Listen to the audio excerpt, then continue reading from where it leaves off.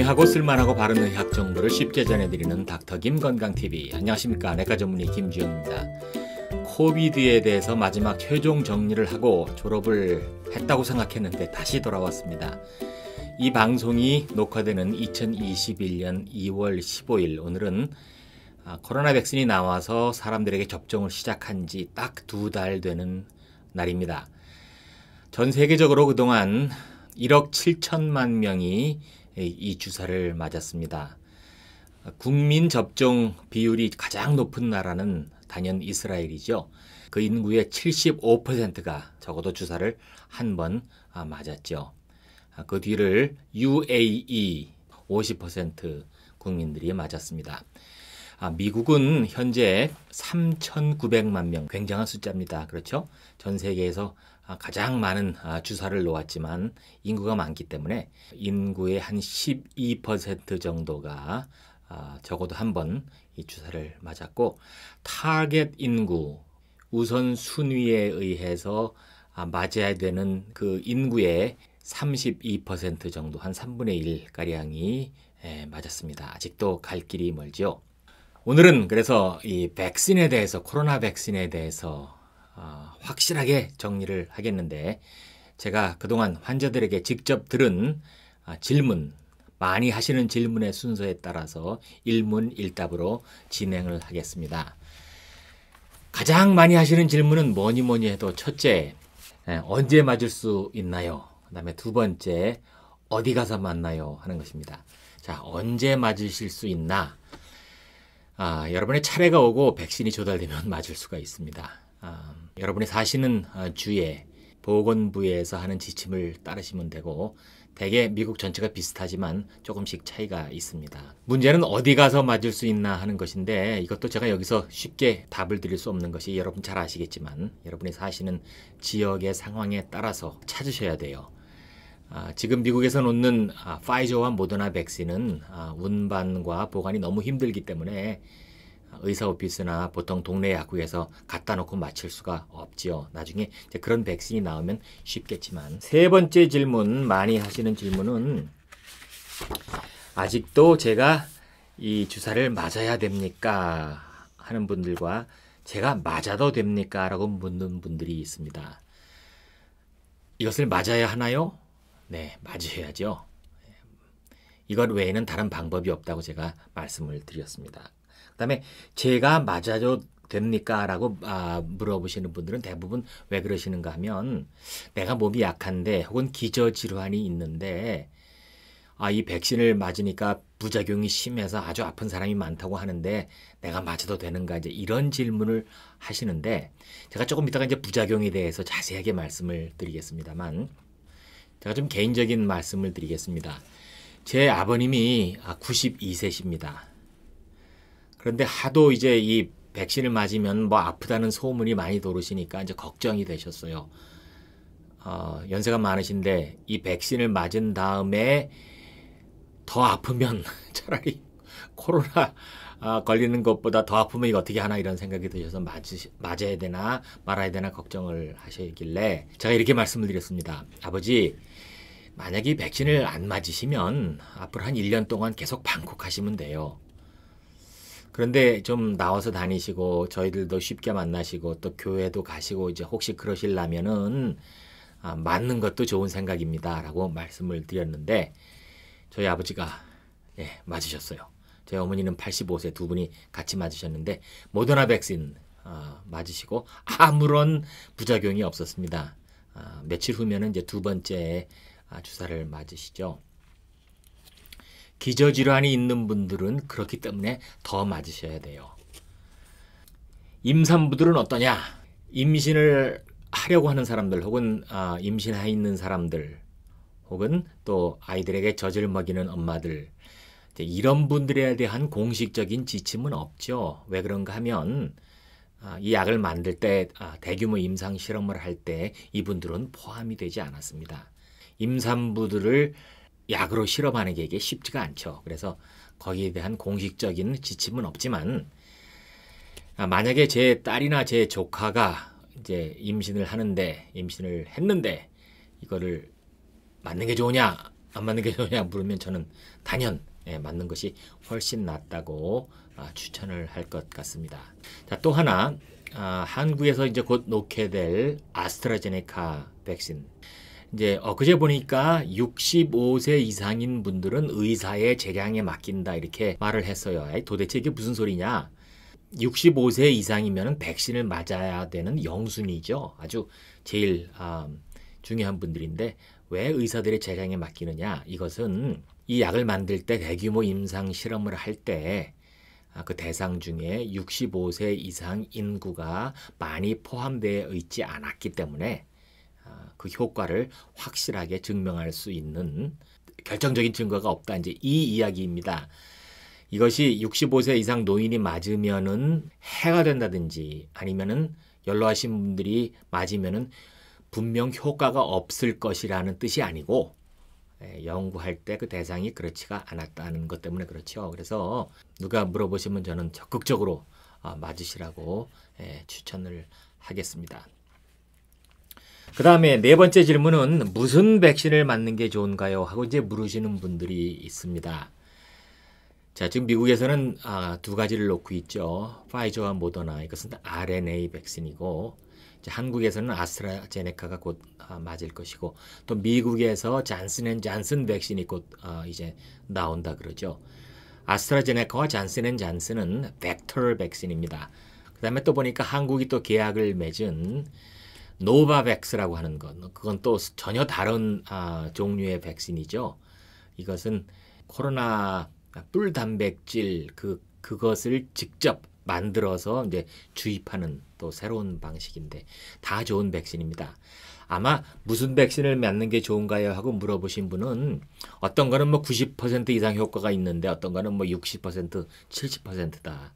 그러니까 이런 거 맞아도 되느냐고 물어보시는데 이 퍼센티지가 다른 것은 그 임상 실험을 할 때 최종 엔드 포인트가 달랐기 때문이고 또 그 연구하는 방식이 조금 달랐기 때문일 수가 있습니다. 어떤 백신이든지 50% 이상 효과가 있으면 좋은 백신이죠. 그래서 지금 시중에 나와 있는 모든 백신들 아주 좋은 것이니까 지금 가리실 처지가 아니죠. 무엇이든지 맞을 수 있는 것을 맞으셔야지 내가 이것저것 가릴 수 있는 처지가 아닙니다. 다 좋습니다. 다섯 번째 질문 많이 물어보시는 것도 심각하게 물어보시는 것 백신을 맞으면 부작용이 심하다던데 맞아도 되나? 코로나 백신은 예방주사죠. 다른 여러 예방주사들과 마찬가지로 그러니까 그냥 그렇게 생각하시면 돼요. 예방주사를 맞을 때 생기는 부작용들이 있을 수가 있죠. 우리가 흔하게 경험하는 것은 그 맞은 자리가 아프죠. 저도 코로나 백신 첫 주사를 맞았을 적에 그 다음날 그 왼쪽 팔이 이제 아프기 시작하더니 한 하루 지나니까 깨끗이 없어졌어요. 그리고 두 번째 접종을 했을 때는 뭐 아무런 일이 없어서 그 다음날 제가 산에 올라갔습니다. 여러분들 보고 이렇게 하시라는 얘기가 아니고 저는 그랬다는 얘기고 제가 산에 간 이유는 주말마다 제가 하는 일이니까 뭐 별다른 새로운 육체 노동이 아니라서 했고 공식적인 지침은 주사를 맞으시면 좀 편하게 쉬시고 릴렉스 하시고 그렇게 하시라고 이제 얘기를 하죠. 지금 보여드리는 사진은 제 오피스 스텝인데 이분들도 모두 백신을 맞았는데 아무도 아픈 사람 없이 결근한 사람 없이 다 잘 지냈습니다. 이 백신을 맞은 다음에 감기 증상 비슷한 것, 뭐 열이 나든지 몸이 좀 쑤시든지 피곤하든지 이런 것들은 우리 몸에서 백혈구들, 면역세포들이 이제 그 일을 하고 있기 때문이라고 생각을 하지요. 그래서 그런 것들은 뭐 큰 문제가 아닌데 이제 문제는 심각한 부작용이죠. 심각한 부작용이라고 할 때 생명이 왔다 갔다 하는 이제 그런 부작용을 이제 이야기를 합니다. 야, 이 백신을 맞았더니 뭐 죽었다더라, 뭐 어쨌다더라 하는 그런 얘기들이 많은데 거기에 대해서 조금 확실하게 짚고 넘어가겠습니다.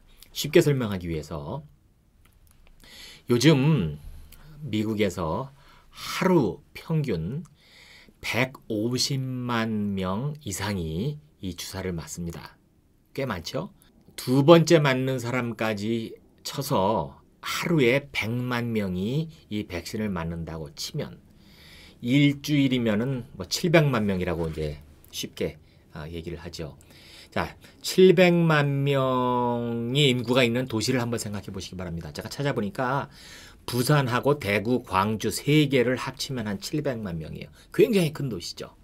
여러분이 이 도시를 일주일 동안 한번 관찰한다고 생각을 해보세요. 일주일 동안 이 도시에서 혹시 아픈 사람이 있나, 생기나 안 생기나 보면은 아픈 사람이 있습니까? 없습니까?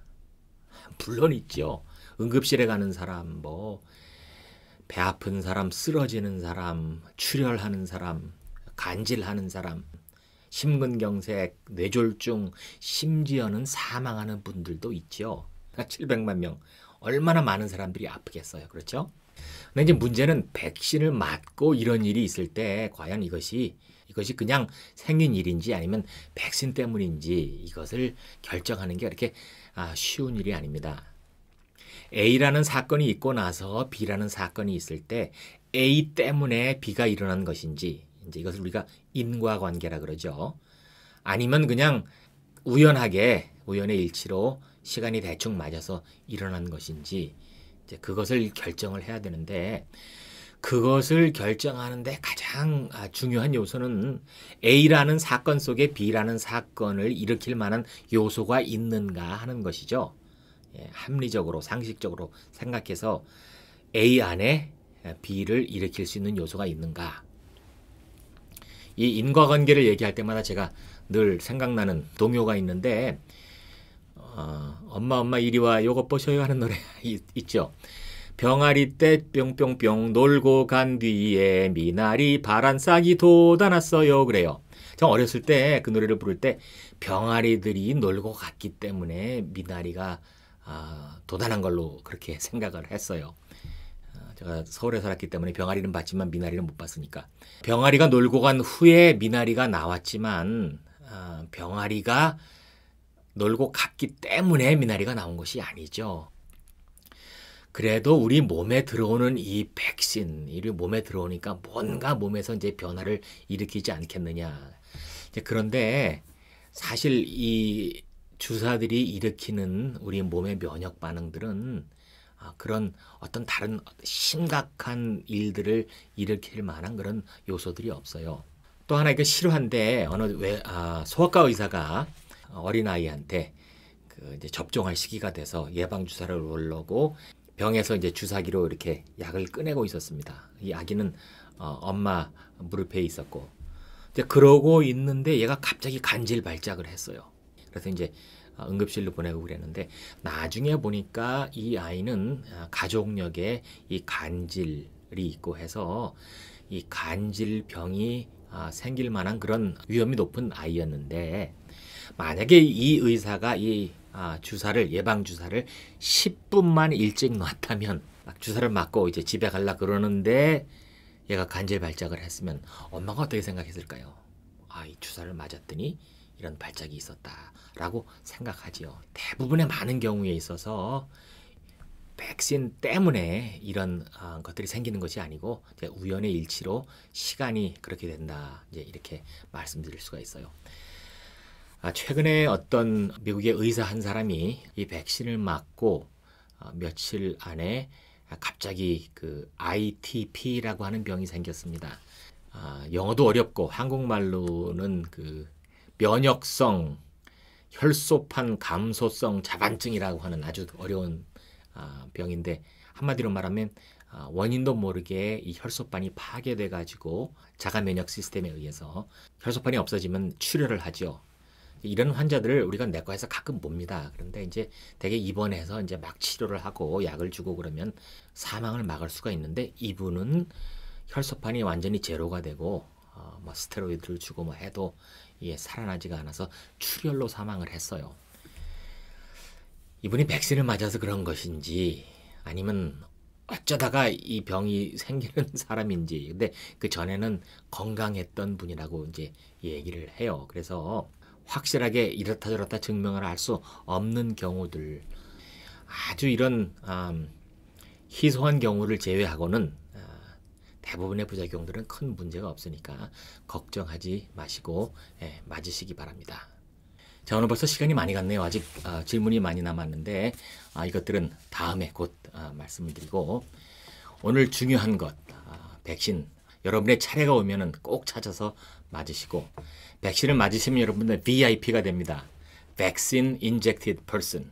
그래서 좀 더 자유롭게 마음 편하게 생활하실 수 있고, 여러분 자신을 위해서, 여러분의 사랑하는 가족을 위해서 꼭 백신을 맞으시기 바랍니다. 곧 다시 찾아뵙겠습니다. 감사합니다. 안녕히 계십시오.